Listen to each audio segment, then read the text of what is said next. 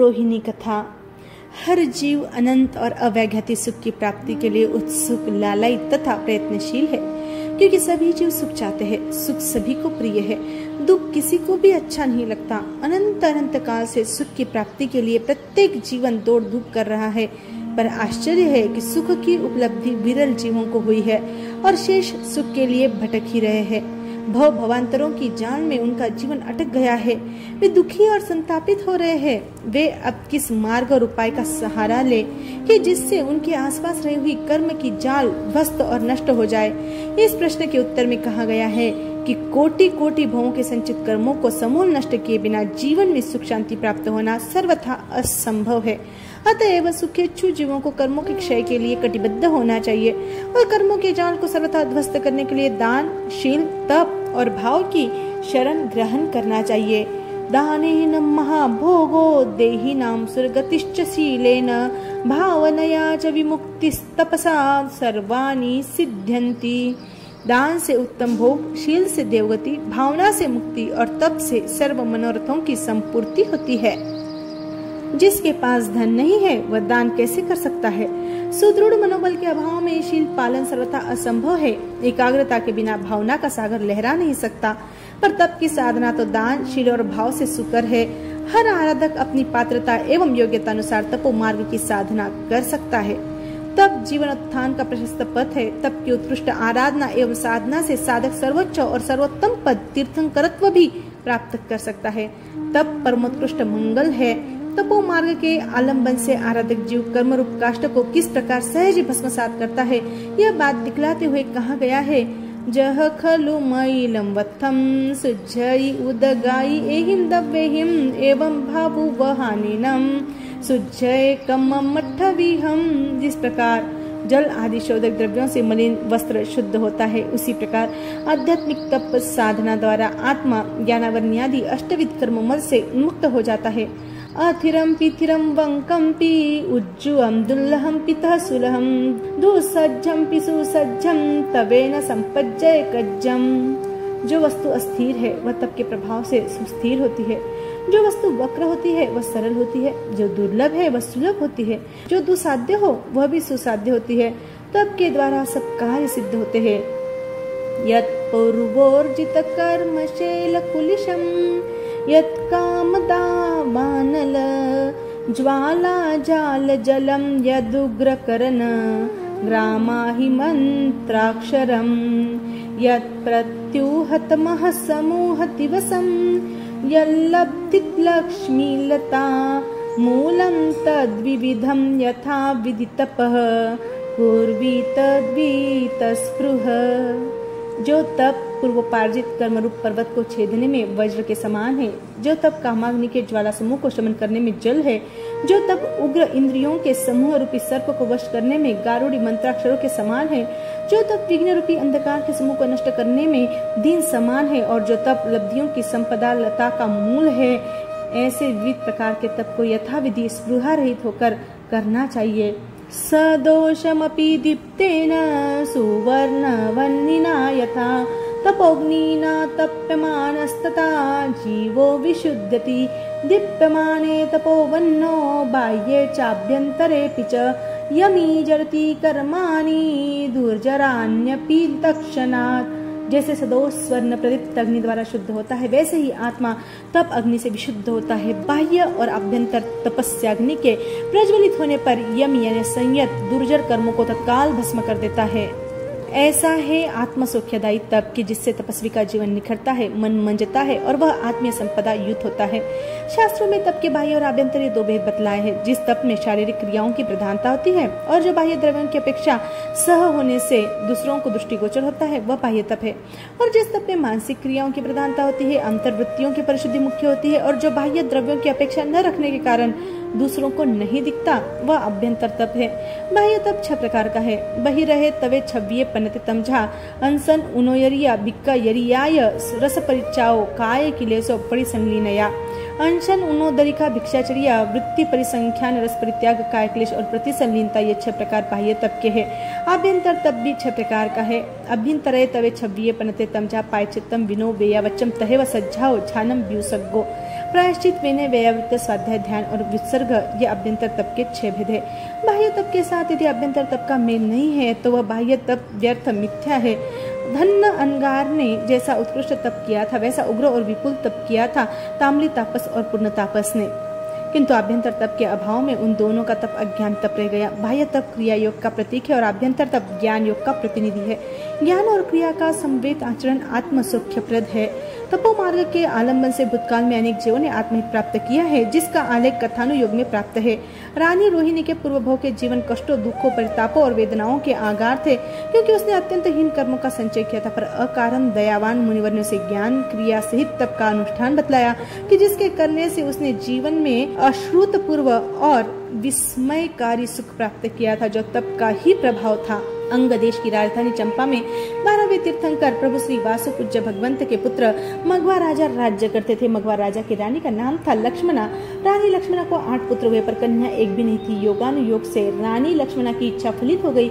उसने एक शुभ समय एक कन्या रत्न को जन्म दिया। कन्या के जन्म से हर्षित राजा रानी ने उसका नाम रोहिणी दिया। रोहिणी रूप, सौंदर्य और लावण्य में अप्सराओं को गत गर्व करती थी। 5 धाय माताओं के संरक्षण में पलती रोहिणी बड़ी हुई। माता पिता ने निपुण एवं दक्ष कलाचार्य के पास उसे अध्ययन के लिए बिठाया। अल्प समय में ही रोहिणी कुमारी विद्या और कलाओं में प्रवीणा और दक्षा बनी। अध्ययन के बाद यौवन की दहली पर रोहिणी ने पदार्पण किया। राजा मगवा उसके योग्य वर की गवेषणा में लगा।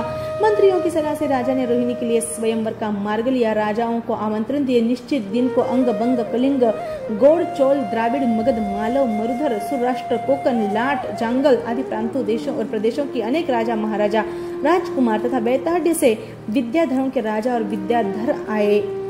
मगवा राजा ने सबका यथोचित सम्मान किया। स्वयंवर मंडप में सब अपने अपने आसनों पर बैठे ऐसे शोभायमान हो रहे थे जैसे स्वर्ग की देव सभा ही न हो। श्रृंगार सजी राजकुमारी रोहिणी हाथ में वरमाला लिए प्रविष्ट हुई। राजकुमारी के रूप, सौंदर्य और लावण्य को देखकर सब चकित हो गए। प्रतिहारी सब राजाओं की कीर्ति गाथा सुना रही थी। तभी राजकुमारी ने नागपुर के राजा विदशोक के युवराज अशोक कुमार के गले में वरमाला आरोपित की। रोहिणी के स्वयंवरण से सब राजा प्रसन्न हुए। राजा मगवा ने सब राजाओं को अनेक प्रकार की भेंट सामग्रियों से सम्मानित करके महोत्सव सह रोहिणी का विवाहोत्सव किया। युवराज अशोक कुमार रोहिणी को लेकर नागपुर गया। सुख भोग में अनेक वर्षों का समय व्यतीत हो गया। वैराग्य से अप्लावित राजा विदशोक ने अशोक कुमार को राज्य देकर महाव्रत अंगीकार किए। अशोक राजा न्याय और नीति से राज्य संचालन करने लगा। रोहिणी रानी सुख से इतनी सुखी थी कि दुख क्या होता है ये उसे मालूम ही नहीं था। 8 पुत्रों और 4 पुत्रियों की माता बनी वह। राजप्रसाद के वातायन में अशोक राजा के निकट रोहिणी रानी बैठी वार्ता विनोद में लीन थी। तब सहसा उसने वातायन के सामने से एक साहूकार के घर में पुत्र मरण से दुखी परिवार को रोते हुए देखा।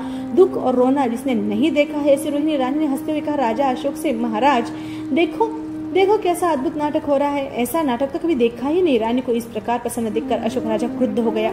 उसने रानी को किसी को दुखी देखकर मस्करी करने की शिक्षा देने के आशय से कहा, रानी यह नाटक कैसा है, यह मैं तुम्हें अभी दिखलाता हूँ। इस प्रकार कहते हुए राजा ने रानी के खोले में खेलते हुए छोटे राजकुमार को लेकर वातायन से नीचे फेंक दिया। राजा के इस कार्य से रानी को कुछ नहीं हुआ, पर नीचे खड़े नागरिकों में हाहाकार मच गया। रानी ने समझा बालक को क्रीड़ा करवाने के लिए राजा कुछ कर रहा है। नीचे गिरते हुए बालक को नगर रक्षक देवता ने बीच में ही झेल लिया। जनता का चित्कार शांत हुआ। स्थिति और वातावरण देखकर आश्चर्य में पड़ा राजा अशोका बोला, रानी मैं तो तुम्हें रोने की कला का प्रत्यक्ष शिक्षण देना चाहता था, परंतु तुम्हारे प्राकृत पुण्य का प्रभाव है कि तुम्हें दुख स्पर्श तक नहीं करता। किसी ज्ञानी गुरुदेव का पदार्पण यहाँ होगा तब तुम्हारे सुकृत का वृत्तांत जानेंगे। सर्वज्ञ सर्वदर्शी प्रभु श्री वासुपूज्य स्वामी के शिष्यगण में से स्वर्ण कुंभ और रौप्य कुंभ नाम के मुनियुगल का पदार्पण एक बार विहारानुक्रम से नागपुर के उद्यान में हुआ। मुनिवरों के आगमन से हर्षित राजा अशोक रानी रोहिणी और मंत्री, सामंत, सेना तथा जनता से परिवरित होकर उद्यान में मुनिवरों के दर्शन वंदन के लिए गया। मुनिवर ने धर्म देशना सुनकर अनेक भव्य जीव आत्मा आराधना के मार्ग के पथिक बने। राजा अशोक ने सविनय मुनिवर से पूछा, भंते मेरी रानी रोहिणी ने ऐसा कौन सा सुकृत किया है कि जिसके प्रभाव से यह कभी दुखी नहीं होती और न दुख इसे स्पर्श भी करते हैं। राजा अशोक का प्रश्न सुनकर स्वर्ण कुंभ मुनिराज फरमाते हैं, राजन पूर्व भव में किए सुकृत का यह प्रभाव है। उज्जयंतगिरी नाम के नगर के राजा पृथ्वीपाल की रानी सिद्धिमती थी। वासंती काल में राजा पृथ्वीपाल रानी सिद्धिमती को लेकर उपवन में वासंती क्रीड़ा के लिए जा रहा था। तब परम तपस्वी गुणसागर नाम के मुनि मास्कवन के पानी के लिए नगर में प्रवेश करते हुए राजा रानी को मार्ग में मिले। तपस्वी मुनिराज को देखकर राजा हर्ष और आनंद में निमग्न होकर विचारने लगा, ओहो आज मेरे पुण्य प्रकट हुए, महातपस्वी और ज्ञानी साधु का मुझे दर्शन हुआ। गुण के सागर मुनि का दर्शन बिना पुण्य के नहीं मिलता। नीतिकारों ने कहा है, साधुनाम दर्शनम पुण्यम तीर्थ भूता ही साधवः तीर्थम फलति कालेन सद्य साधु समागमः। त्यागी, तपस्वी, ज्ञानी एवं संयमी जन के दर्शन पुण्य के बिना नहीं होते। साधु जंगम तीर्थ है। तीर्थ की यात्रा से प्राप्त पुण्य तो कालावधि के बाद फल देता है और साधु का समागम तो तत्काल और तत्क्षण फल देता है। यह मुनिराज आत्मगवेशी और निष्प्रिय है। ऐसे उग्र और घोर तपस्वी मुनिजन का आज मुझे समागम हुआ। यह मेरे किसी प्राकृत शुभ का उदय है। ऐसे मुनिवर को मैं अपने आंगन में ले जाऊं। इस प्रकार विचार करके राजा पृथ्वीपाल ने हाथी से उतरकर मुनिवर को वंदना करके पारने के लिए अपने प्रासाद में पधारने का आग्रह किया। मुनिवर को लेकर राजा राजप्रसाद की ओर चलने लगा। तब रानी सिद्धिमती को यह बात नहीं भाई। अपने राग रंग में बाधा समझा उसने मुनिवर को, पर विवश थी वह। महालय में पहुंचकर राजा ने रानी को कहा, रानी, अपना जीवन धन्य है कि आज मुनिवर ने अपना आंगन पावन किया है। साक्षात कल्पवृक्ष है मुनिराज, अतः तू मुनिवर को आहार प्रदान कर।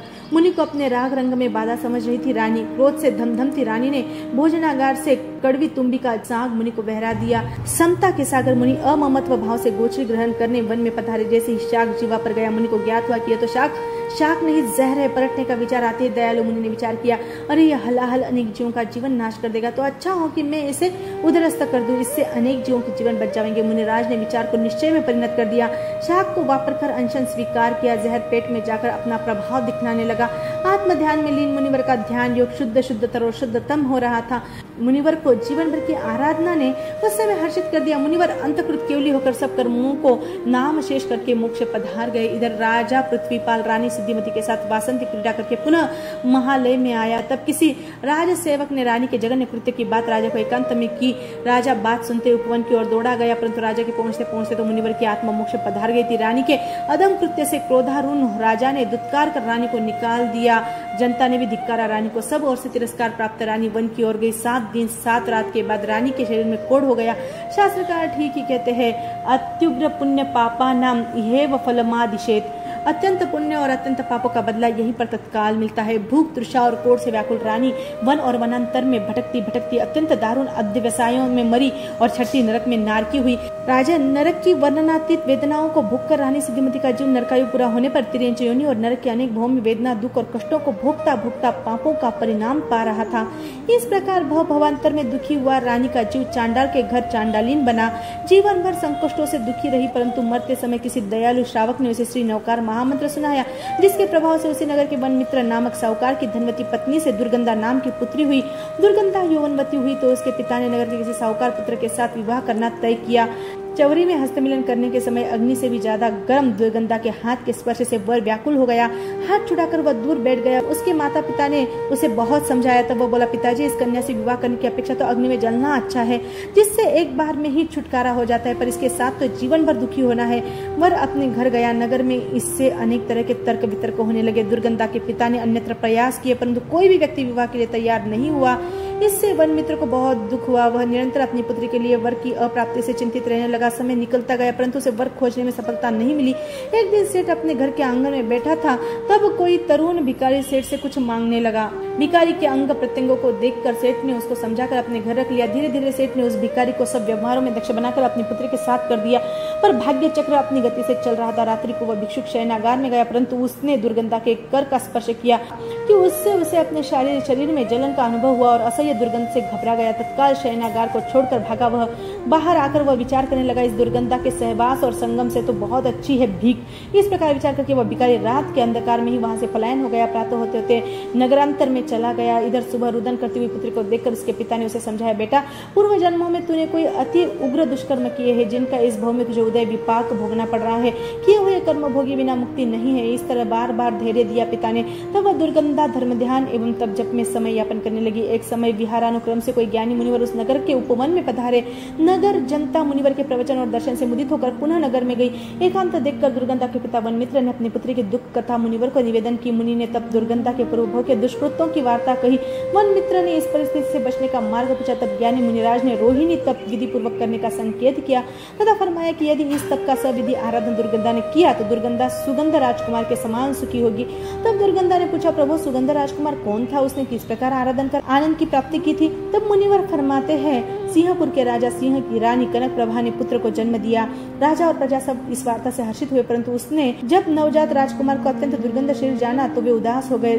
सबसे तिरस्कृत वह कुमार बड़ा हुआ। एक समय विहारानुक्रम से श्री पद्मप्रभ भगवंत नगर के उद्यान में पधारे। देव समुदाय ने समोसरण की रचना की। नगर जनता से परिवरित राजा प्रभु के दर्शन के लिए गया। सविधि वंदन करके राजा प्रवचन सुनने को बैठा। प्रभु ने प्रवचन फरमाया। प्रवचन अंतर में राजा ने अपने कुमार की शारीरिक दुर्वस्था का कारण पूछा।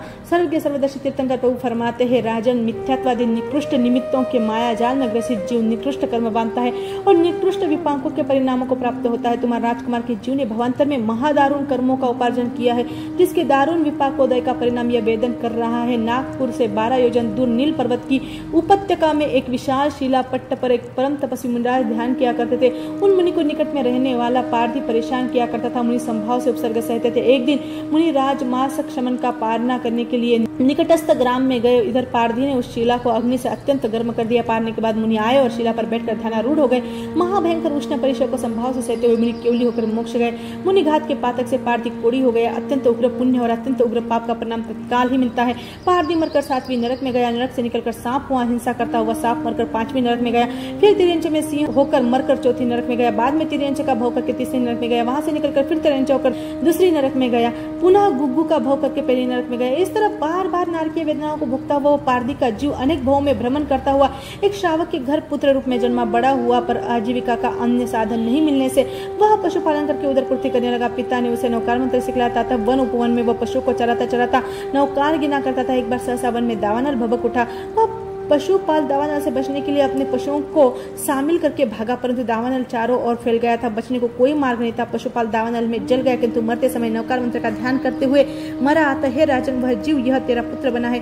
मुनि घात के पातक का हाल कुछ कर्म शेष होने से यह शरीर से महादुर्गंध हुआ है। कषायों के तीव्रतम परिणामों के वश होकर जीव जो अल्प भी दुष्कर्म करता है, उसका परिणाम महाभयानक और दारुण ही होता है। श्री पद्म प्रभु की वाणी सुनकर दुर्गंध कुमार को जाति स्मरण ज्ञान हुआ।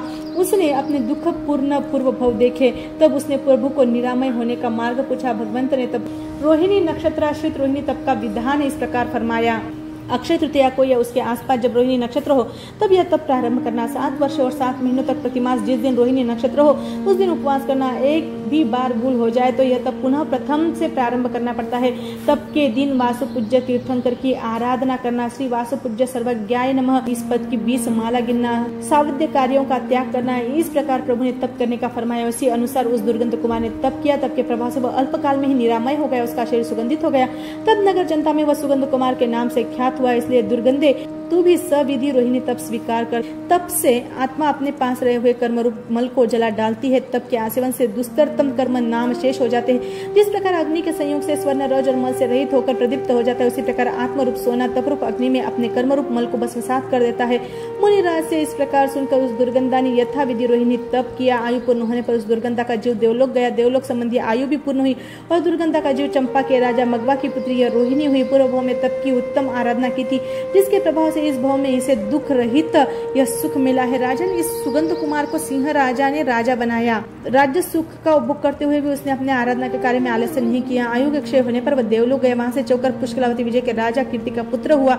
माता पिता ने अर्क कीर्ति नाम दिया। 6 खंड साध कर वह चक्रवर्ती बना। अंत में दीक्षा लेकर निर्विचार चारित्र और तप की आराधना करता हुआ मरण प्राप्त होकर 12वें देवलोक का इंद्र बना। वहां से चौकर, हे राजन अशोक, तुम अशोक बने हो। पूर्व भव में अनेक रीति से सम्यक तप की तुम दोनों ने उत्कृष्ट आराधना की है, जिसके प्रभाव से तुम्हें यह आनंद उपलब्ध हुआ है।